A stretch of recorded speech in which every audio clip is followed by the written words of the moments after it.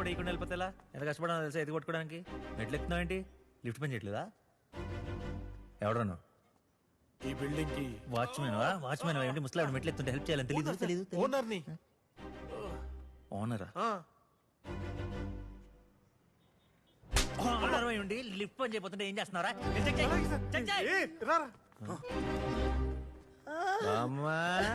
Pencil గారు తీసుకెళ్ళి రా బామ్మా. అయ్యో అయ్యో బాబు బాబు అయ్యో ఏ ఫ్లోర్ బామ్మా? 7వ ఫ్లోర్ వెళ్ళాలి. సెవెంతేనా? ఏ ఫస్ట్ ఫ్లోర్ లో ఏం దొరకలేదా?